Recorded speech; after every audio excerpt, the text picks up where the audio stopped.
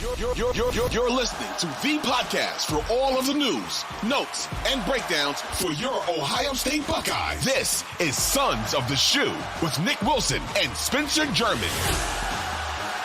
It is Sons of the Shoe, Spencer German with you as another episode gets rolling right along. No Nick Wilson yet again to start this week, but I am giddy with excitement about him gracing us with his presence, hopefully for Friday's episode this week. So it should be a good week. It should be an eventful week. And guys, Ohio State fans out there, anybody listening to this show, we have the first video footage of Will Howard, of Julian Sayin, of Devin Brown or Lincoln Kienholz, if you're into that kind of thing, and of course, Aaron Nolan working out at practice, taking snaps, dropping back, faking handoffs, all that good stuff down in Columbus, I should say. It is happening. We are getting closer to spring ball. We are getting closer to the spring game. That is a sight for sore eyes during the long haul of this college football offseason, the football offseason in general. So it was good to see that. And I will be starting there because there's a lot of different commentary that's come out this week from guys like Devin Brown and others that I want to get into and discuss with you guys. I do want to remind you, though, first, that this is a new podcast, new-ish as of September. So we encourage you to like, follow, subscribe if you're on the 92.3 The Fan YouTube channel. We appreciate you commenting as well. This should be a show that, in theory, gets Michigan fans especially riled up, because in the final segment, I'm going to start the conversation that I actually really want to have with Nick when he gets back about whether or not J.J. McCarthy is worth a first-round pick. But I'm teasing it. I'm not giving away the store just yet. You're going to have to wait till the final segment when we do the Michigan Panic Meter, and we'll give you that one later on in the show. But we appreciate you guys jumping on in. Again, Sons of the Shoe. Like, follow, subscribe wherever you get your podcasts, especially Apple Podcasts. But Spotify's fine. Odyssey app, of course, always a good choice. However you listen to your podcast, we appreciate you listening to us. So as camp opens up and as Ohio State starts doing football things that look like football on the videos that I'm seeing pop up all over social media, yes, it's a positive thing, and it's a good thing, and we like to see it. But the bigger conversation that I want to have amidst the quarterback position that I find fascinating is the fact that this room is essentially 5 deep right now with the guys that I rattled off at the start of the show. Devin Brown, Lincoln Kienholz, Will Howard, who came in as he, of course, is your transfer from this offseason. You got Aaron Nolan, and you got Julian Sayin, who's the transfer from he technically didn't never enroll at Alabama. He was in this year's class, and he chose to decommit and come to Ohio State instead. But that is the group. Both Sayin and Nolan are the two highly touted prospects that are supposed to be like the next big thing in college football, take the reins at some point. And Will Howard, of course, is the guy who kind of seems to be the leader in the clubhouse because he's a veteran. He's going to his 5th year. He's seen some things. He's played at Kansas State and obviously has the best resume of any of these guys to this point at the college level.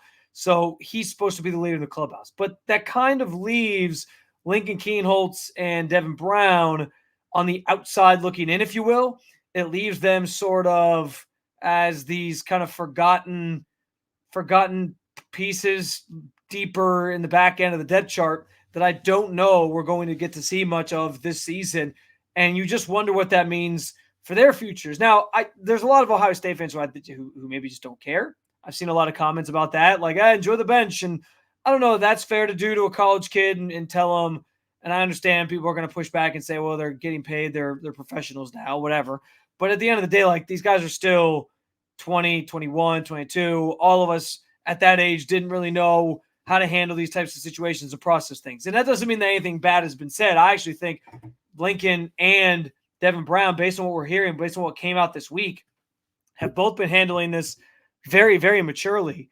You had Devin Brown and Lincoln both saying this week that they're driven to contend for the Ohio State quarterback job, and they're not just going to like rest on their laurels and accept that they aren't going to get it. There's an exact quote came from 11 Warriors, who posted this graphic that I'm going to read off of here. But there's an exact quote from Devin Brown specifically who said, I've said it through and through.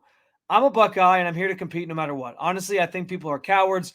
I think people have this thought in their own heads that I'm going to leave and I'm a quitter, but that's never been me. These people live wherever in their mom's basement saying stuff about me and they don't know shit. Excuse my language, but they don't know anything. They don't know who I am. They don't know where I've been. And that's always, they don't know who I've been. And that's always who I've been. I applaud Devin Brown for wanting to take the high road here. And I applaud both him and Lincoln Kienholz for kind of accepting that accepting the challenge, because listen, there's a lot of kids, especially in the NIL era, who would see what Ohio State did this offseason, see that they brought in Will Howard and tried to kind of add a veteran to that room that was going to likely be the starter on top of the recruits you got coming in behind them. And they would just say, I'm not putting up with this. I'm going to go somewhere else where I can start.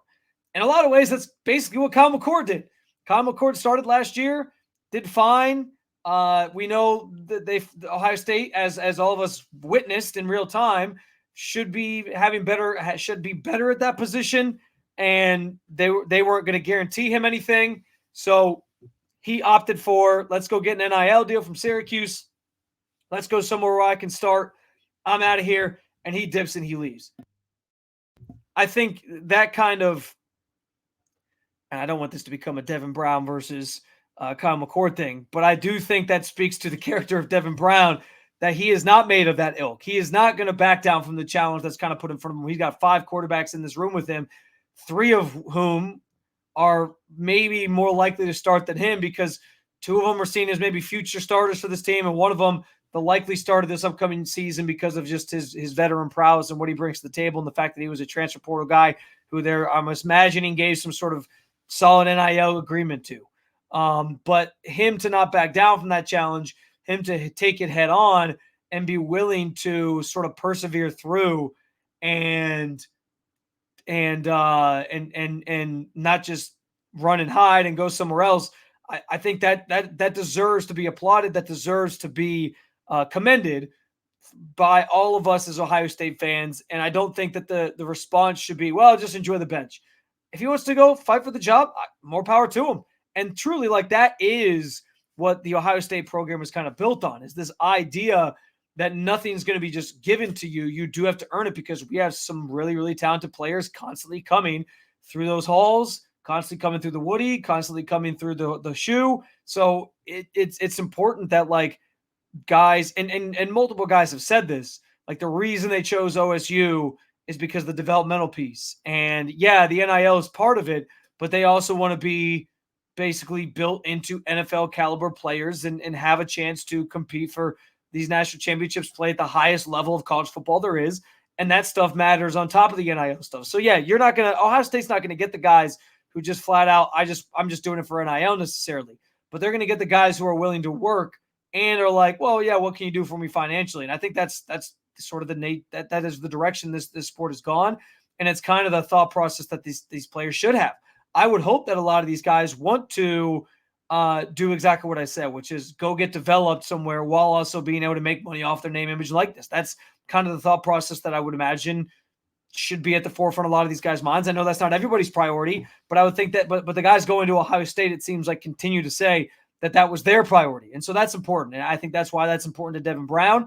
And so, yeah, there's an element of that speaks to the state of the program, which we will circle back to here momentarily. But I also just think if Devin Brown were to, because here's the thing, I'm already picturing how this is going to go.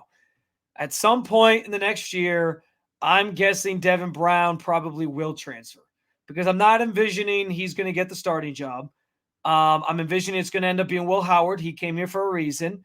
And when he loses that starting job, yeah, he might be like the primary backup, because you're going to try to prolong Sayin and Nolan from playing too much this season and not exhaust their redshirt year and all these different things. So I'm imagining that him and Kienholz might be the next 2 guys kind of up there.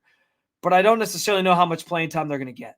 And because of that, I think he's going to ultimately decide next year, I don't know, man.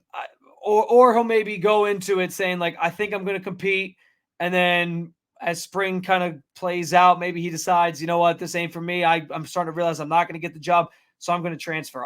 I just, this is the way I'm kind of envisioning it going. So I think at some point, Devin Brown's going to kind of follow in the and honestly, no Ohio State fan should fault him for that if that's what he ends up coming to. I can applaud him this year for wanting to duke it out, wanting to fight it out, wanting to try to earn the job himself. Very commendable, like I said. But if he, a year from now, tells everybody, yeah, I just want to go somewhere where I have a better chance to start and there's just so much talent here, I don't know if that's going to be here. I don't want to see people turn around and then ripping the guy for that, even though he said he wants to compete and all these different things. Because at some point, like, yeah, he does want to compete, but he also has to think about what can put him in the best position if he can make it to the NFL or he can put something on tape to try to pursue that lifelong goal that I'm sure he's had of going pro. He's got to think about that for himself and put himself first at some point. And so, again, he's here this year. He's competing through the spring. We'll see what it all looks like in about a month from now, a little over a month from now at the spring game in April. But in the meantime, I do think that I do think that if he ends up deciding a year from now that he's going to go look elsewhere and that's going to be the route he takes, nobody can blame him for that. And honestly, I think when push comes to shove, and it helps when you win, but like, for example, Joe Burrow. Everybody loved Joe Burrow when he was here. Maybe didn't know a ton about him at the time, other than the fact that he couldn't beat out the guys that have in front of him because there were some really good quarterbacks there. He goes to LSU. He goes and wins a national championship. I don't know that I think Devin Brown's going to go do that within the next year or so somewhere else. I don't know if he's as good as Joe Burrow. I'm not going to put him on that. I'm not going to try to compare the two. But the situations are similar, and then I can see him going somewhere else, and Ohio State fans still supporting him because he just there was just not enough. There was not enough time, playing time. There was not enough. It was just too. It was. He just ultimately, I think, won't end up being be the guy that gets chosen over the players that are on this roster right now and the players that they have planned to sort of take the reins of the quarterback position. I just don't know that it's ever going to be him, and so I can't. If that's what he ultimately decides, fine. And I think that Ohio State fans will support him. Conversely to how I think Ohio State fans feel about Kyle McCord, who just feel like he chickened out and didn't want to compete and said, if you can't guarantee it to me, I'm out of here. I'm going to go get NIL somewhere else. Devin Brown's obviously not doing that. But if it comes to that next year where he's like, I want to go compete somewhere else where I actually have a better chance to start, again, can't fault him for that. He's putting it out there on the record right now that he's not backing down from a challenge. And that, that if he ends up backing down from the challenge next year, I think that's fine. The other thing I'll say, though, to go back to the state of the program thing, I do think this goes a long way because you hear guys as transfers come in and new recruits come in, you hear them constantly talk about this development idea and the idea of being challenged and how that was something that intrigued them to Ohio State. And I think like Devin Brown being the latest to kind of say this, that he's not going to back down from a challenge. There's a lot of players here, but I'm not just going to roll over and die because everybody out there just keeps saying that I got no shot. That's not my DNA.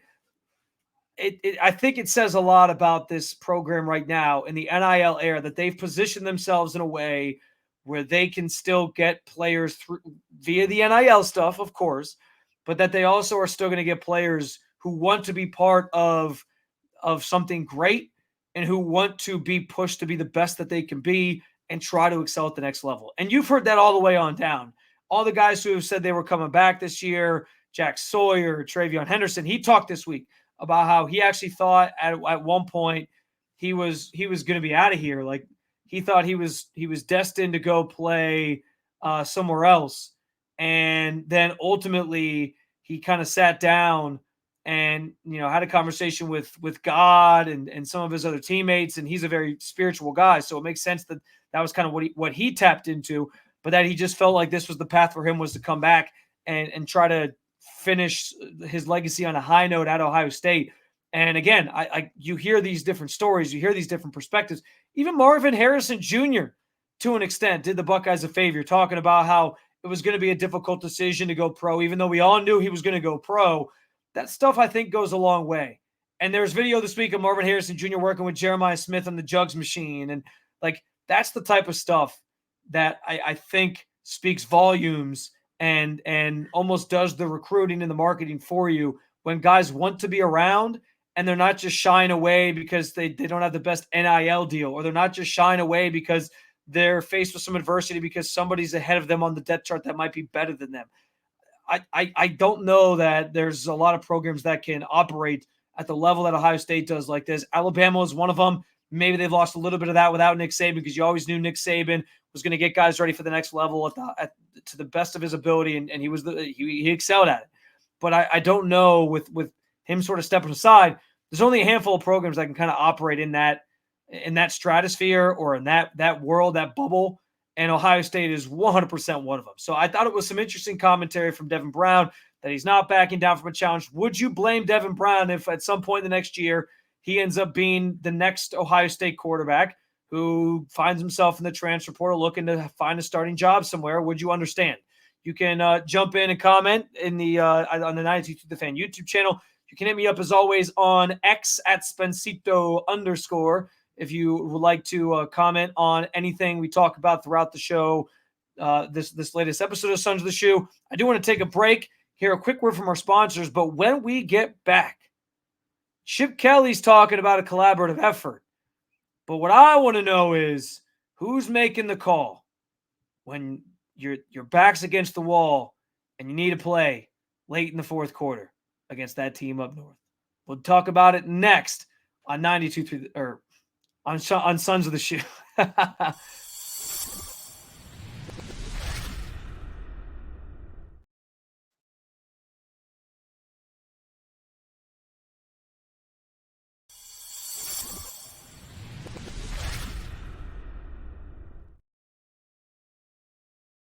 Gotta love the little Freudian slip saying 92 Through the Fan instead of Sons of the Shoe. You can follow this podcast and find this podcast at the 92 Through the Fan YouTube channel. I'm so used to hosting, I guess, of late, that I snuck the station ID in there rather than mentioning that this is not 92 Through the Fan. This is Sons of the Shoe. But we appreciate you guys jumping on in with us and just talking Ohio State. As again, it's an exciting time of year when we start to see practice video and the quarterbacks dropping back and doing some things. And it's all very, very exciting as we get closer and closer to the spring game. And then we start talking about the summer and what the outlook of next season is going to look like. So looking forward to doing all that with you in the coming months. With Nick Wilson by my side, I am riding solo. Spencer German here for this episode, this latest episode of the podcast. And we are a new podcast again, so be sure to like, follow, subscribe, and comment wherever you get your podcasts. We'll continue to remind you to do that all throughout the show. I have some audio I want to play for you here because Chip Kelly had some interesting commentary this week in regards to joining Ohio State, why he joined Ohio State, why he joined the Ohio State coaching staff, and just kind of what the offense is going to kind of look like moving forward. And I found one sort of interesting thing. There's a couple things he said that were pretty interesting, and we could talk more about those. But one of the things they said I thought was very fascinating was just about, it being a collaborative effort to build this offense. And that's something, if there's any of our Browns fans who listen to 92 Through the Fan listening to the podcast here, you guys hear that word all the time from Kevin Stefanski as he's talking about this offseason, new offensive coordinator in the building. Well, it's going to be a collaborative effort building the offense. So I found that sort of nugget interesting. But there was another thing that fascinated me, and just in regards to who's kind of calling the shots here and how it might have been different had the first offensive coordinator hired actually been the guy that stuck. Listen to this. We'll react to it on the other side. Can't wait to get on the field with them and actually start to practice football, and that's the best part about it, because these kids are hungry. They want it every day, and they can't wait. They're kind of, you can tell there's a feeling they're chomping at the bit just to get back out and play football. So it's great when you get to coach kids like that, and this is going to be a huge collaborative effort. I think everybody has great thoughts and processes of how they do things. Just spending time so far I had offensively with Brian Hartline and with Tony and Keenan Bailey and the rest of the guys in the offensive staff. There's a lot of really, really smart people in that room, and that's an advantage to us. And it's going to be a total collaborative effort. It's not my offense, not Ryan's offense, it's not Hart's offense, it's not Justin's. It's Ohio State's offense, and we put all those minds together. Hopefully, we'll come up with a pretty good game plan. Can't wait to get on the field with them and actually start. He called it Ohio State's offense. And that audio, it was really a video, but audio courtesy of Adam King, who works for News 10 in Columbus. So appreciate the audio there.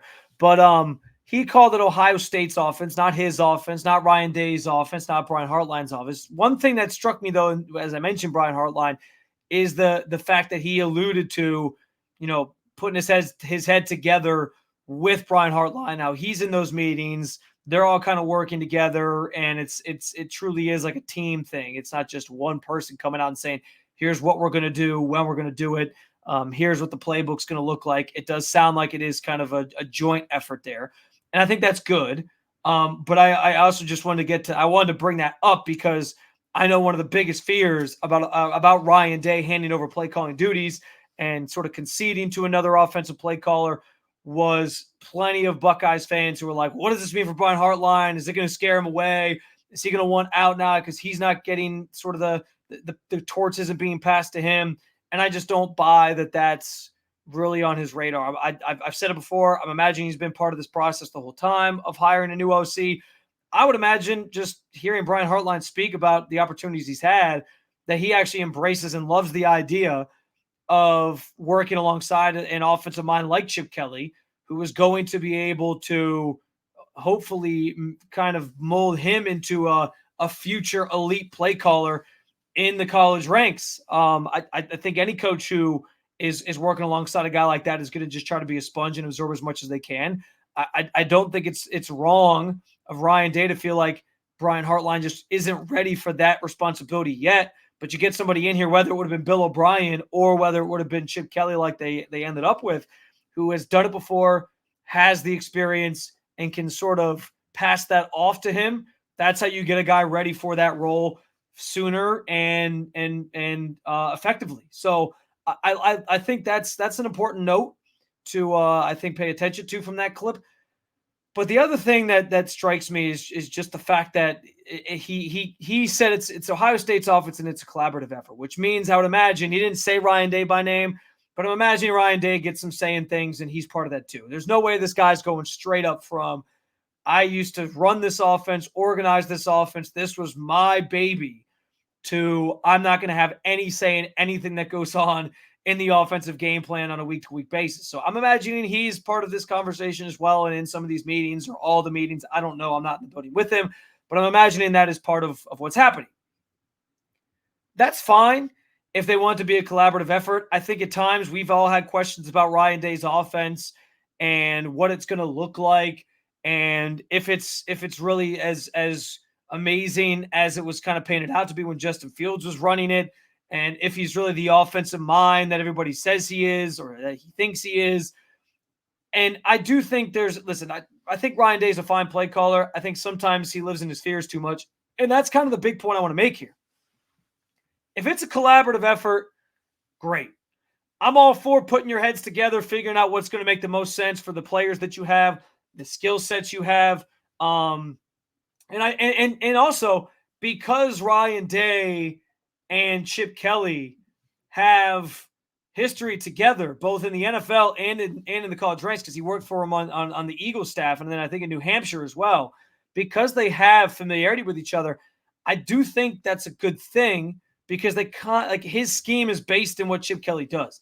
So I don't think you're going to get like stuff that's just drastically different. You're just going to get now the mastermind behind it all, mostly running the show, I would imagine.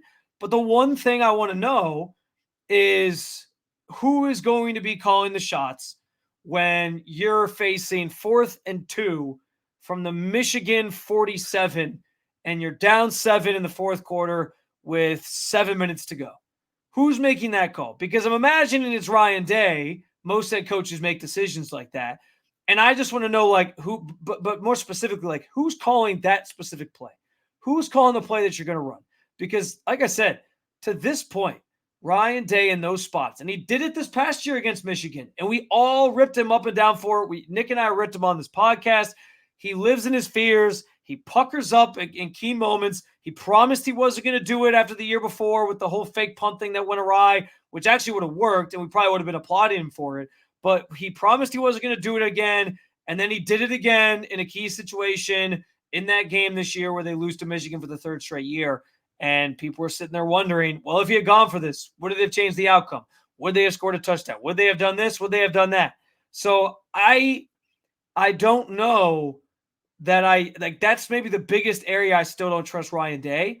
And so I'm hoping that Chip Kelly, not that he gets full say, but I just hope that I'm fine with Ryan Day being the decision maker. He needs to learn from his mistakes and start to be more gutsy and make those decisions and go for it and not shy away from because you're worried about what's going to happen on the other side or on the other side of the play where maybe Michigan could score. Like, no, you got to be aggressive sometimes and take what's yours. And so I'm hoping he's learned from that now that he sort of botched another key situation against Michigan this past year where he's not going to be as timid in those moments. If that's true, fine, but I want to know who's drawing up the play too. There's videos going around of quarterbacks doing work with centers and spring practice kind of opening up. And there was a video clip, and I saw a bunch of the comments were just, we're running QB sneaks this year because there was a whole bunch of guys just, Will Howard. I think that Aaron Nolan did one where like they're just taking the handoff and they're running QB sneaks. If they're running QB sneaks, great. That's an easy way. As we know, we see with in Philly with the brotherly shove, although you're losing Jason Kelsey there. So maybe it's not going to be quite as effective next year. We'll see. But yeah, like I want to know who in those moments is going to the whiteboard. I say that sarcastically. I know that's not the way teams draw plays anymore, but who's going to the whiteboard and actually drawing at the play? Is it Ryan Day or is it Chip Kelly? I'm imagining it's Chip Kelly with Ryan Day being sort of the final judge, jury, and executioner signing off on what the play call is. And I'm imagining it's Ryan Day sort of making the decision, okay, we are or we aren't going to go for it in this specific spot. But I just hope it's Chip Kelly who's drawing up the plays because those moments and certain situations throughout games have left a lot to be desired from Ryan Day. I mean, I think back to the Notre Dame game, all those times in the red zone where they had a chance to score a touchdown, could have won that game multiple times over with a touchdown or a score that would have left them with a larger lead than they ended up with and maybe a larger deficit that they ended up with in terms of how they ended up winning that game. Like all that stuff matters. And Ryan Day has been uninspiring in certain spots. So I just hope it's Ryan Day sort of as the czar over it all. And Chip Kelly is trusted to come here and do his job effectively. And in those moments where you need a play to convert a fourth down, that's a key moment in the game. I hope it's Chip Kelly who picks out the play call and knows the one that's going to work rather than Ryan Day. And that ultimately will reflect positively on Ryan Day because it's him enabling his guys to make the right calls and do their jobs. And again, I want to be clear. I think because it's somebody he's familiar with, that actually helps the cause. It actually raises an interesting question. How would that have looked with Bill O'Brien versus Chip Kelly? Because I'm imagining they would have tried to be collaborative as well with Bill O'Brien. But Bill O'Brien strikes me as the kind of person, and I don't mean this in a negative way, who like he feels that he knows offense. Okay, he's been doing this thing for a long damn time. He's worked with Tom Brady. He's worked with Deshaun Watson in the NFL. He did it at Penn State.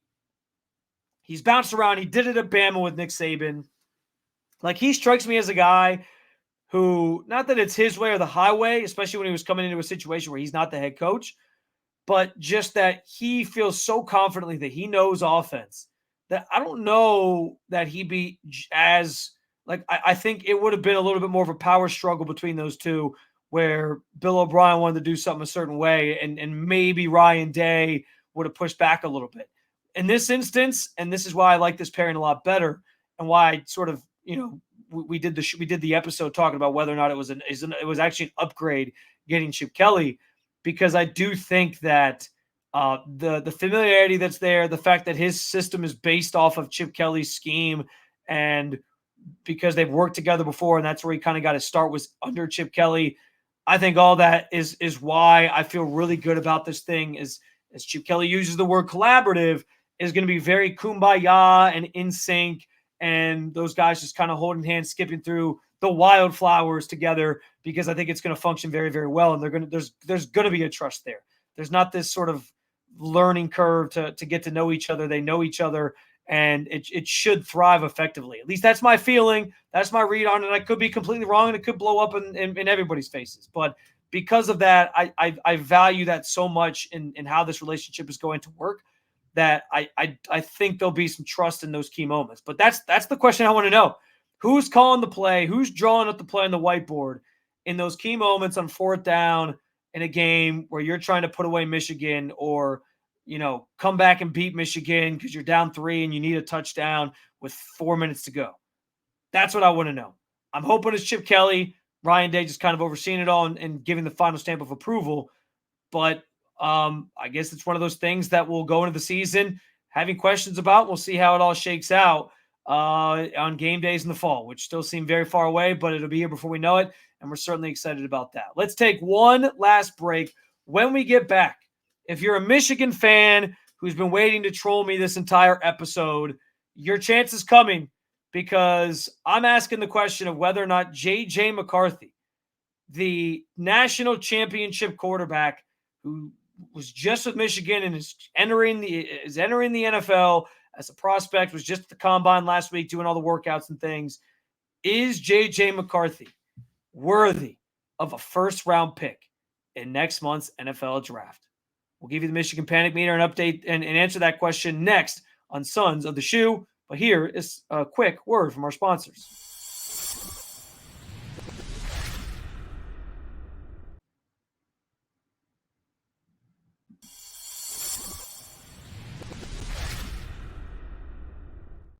I am back. Final segment, Sons of the Shoe, for this Tuesday edition of the podcast. Riding solo yet again, Nick Wilson, still off gallivanting around the fine city of Chicago. So the show goes on, as Leonardo DiCaprio said in Wolf of Wall Street. I'm not leaving. I'm here. I'm here with you, and we're talking Buckeyes all throughout the offseason. Very much looking forward to it. Before we get out of here for the episode, I want to, let's get to the formalities, the Michigan Panic Meter. And as I've stated, as I've been in the dark gray, nothing changing this week. I'm staying there. No panic whatsoever. Nothing Michigan can do at this point, I think, would strike much fear in my heart, other than beating Ohio State. And this is why I'm mad. I'm so annoyed that we basically we've given ourselves no wiggle room to go anywhere based off the spring game or anything, because we're just in the gray. We're in the solid gray. Nick's in the exact same place. I don't think he's going to come back from Chicago and have some epiphany where he suddenly feels that Michigan is some dominant force again next year without Jim Harbaugh, and they're going to go on another national championship run, and it's going to be 4 straight years of losing to them. There's no way that's going to happen. So I'm assuming he's going to be in the same place. And so here we are, stuck with just dark gray and no room to wiggle anywhere else based on things that are going to happen this spring. And I don't know. I might have to just go into the white for a week just to add some excitement before the spring game, to see where I'm at after the spring game in terms of my Michigan panic, because I need to, I don't know, like it's the same broken record conversation every single week. Now, I wonder how many of you feel the same way. Are you panicked about Michigan at all, given how things have transpired? And that to be fair, how things have transpired hasn't helped, because it's not like they won the national championship and then like Jim Harbaugh is coming back and he landed a couple big name recruits or a couple transfer portal guys. It's basically just been, they kept the guys that were already enrolled. Bunch of players from that team went to the NFL. Jim Harbaugh leaves. He goes to the NFL. So we're all kind of envisioning them taking a step back. It's hard when that's the state of the program. Not that they're in a bad state, but just that they lose so much from a championship team, including their coach, who helped build the roster to this point. It makes it hard for us to really be all that panicked right now. But maybe I'm wrong. Maybe they're going to come back full force, full bore, and be ready to beat Ohio State for a 4th straight year. And Ryan Day is going to pucker up at a key moment again. We'll see. In the meantime, though, speaking of Michigan, one player who is obviously leaving the program to go to the NFL is quarterback J.J. McCarthy, who at one point was in the Heisman conversation earlier on in the year. and sort of faded down the stretch. I think after that Penn State game where they ran the ball like 77 times, he kind of lost his grip or his footing in terms of being a legitimate candidate in that conversation. But he was there. He helps lead them to a national championship. And yes, in some key moments, like the Ohio State game, he made some throws that were, okay, that's a big boy throw for the college level. Like, I had to tip my cap to him a couple times.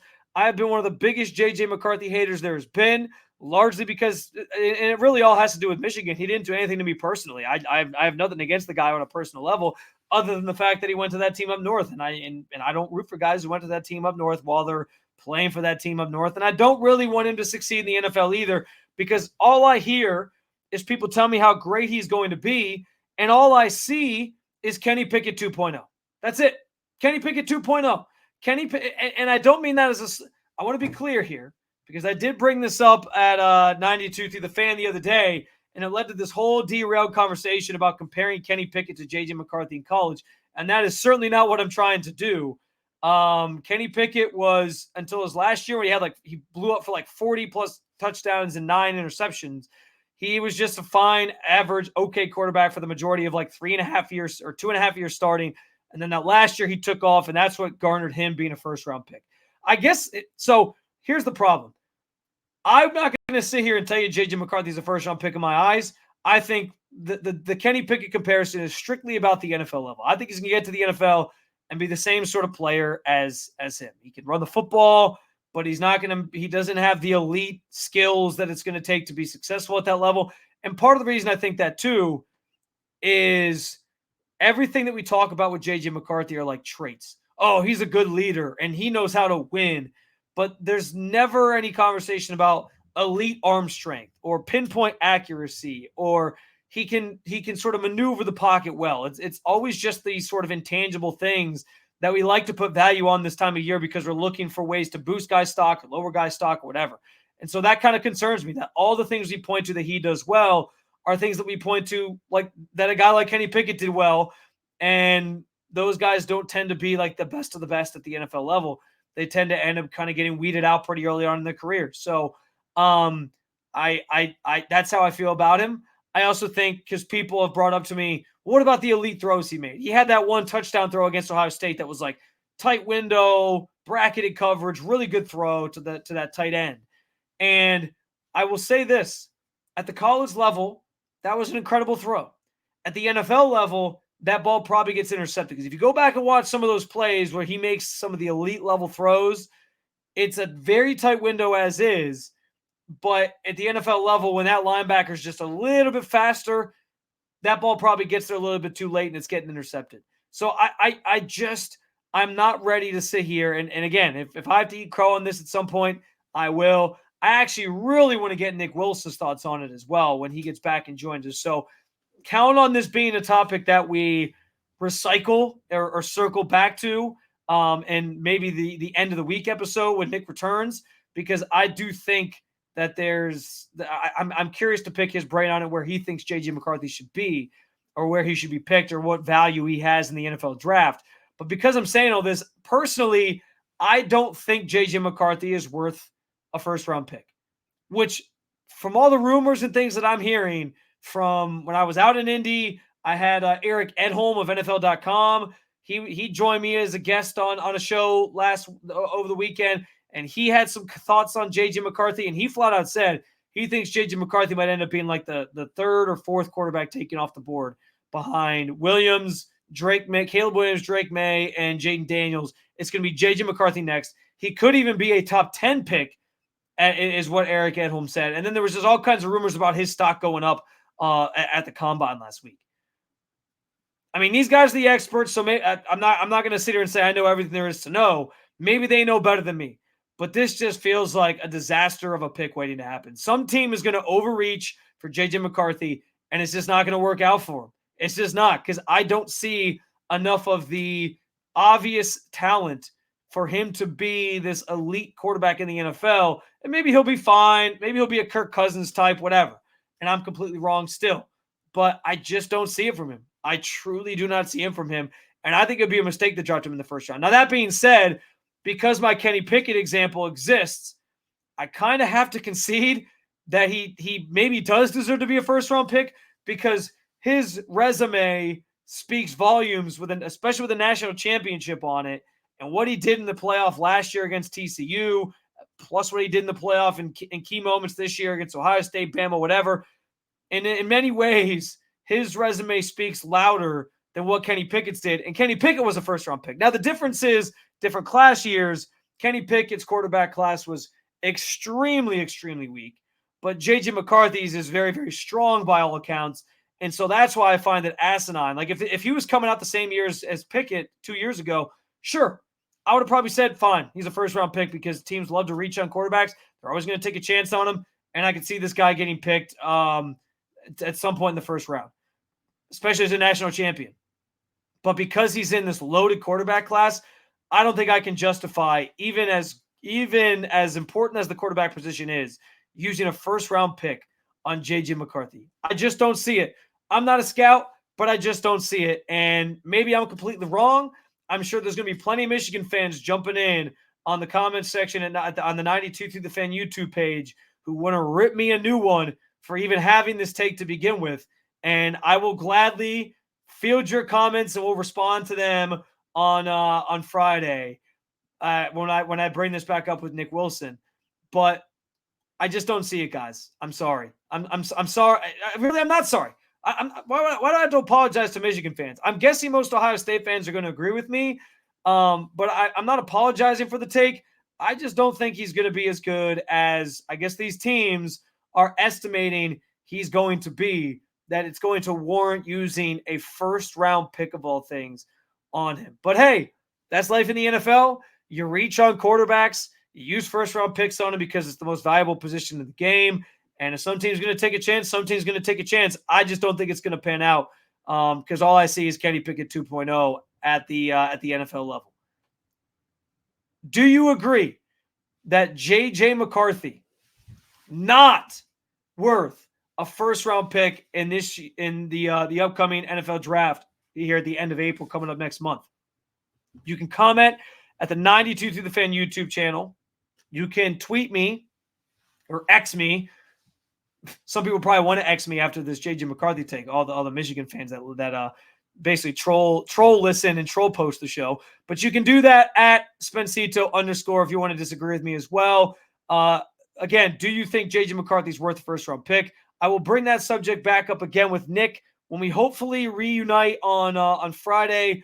I'm going to message him within the next 24 hours and get a sense of, okay, are you going to be with me Friday or am I riding solo again? Because I'm chomping at the bit to talk about a couple of different things. There's a topic I didn't even have time for today that I want to bring up with Nick as well. And so we will do all that coming up in episode 2 this week of Sons of the Shoe. As always, we encourage you to like, follow, subscribe to Sons of the Shoe, wherever it is that you prefer to listen to your podcast. Apple Podcasts, Spotify, the Odyssey app, which is always a great choice, 92throughthefan.com. You can also find us on the 92 Through the Fan YouTube channel if you want to see how emphatically I was screaming about J.J. McCarthy not being worth a first-round pick. You can do that there. You can comment as well. And as always, we appreciate your listenership. Hopefully back with Nick come Friday morning. We look forward to talking to you, Buckeyes Nation, when we rejoin forces again later this week. But in the meantime, appreciate you listening. And as always, go Bucks.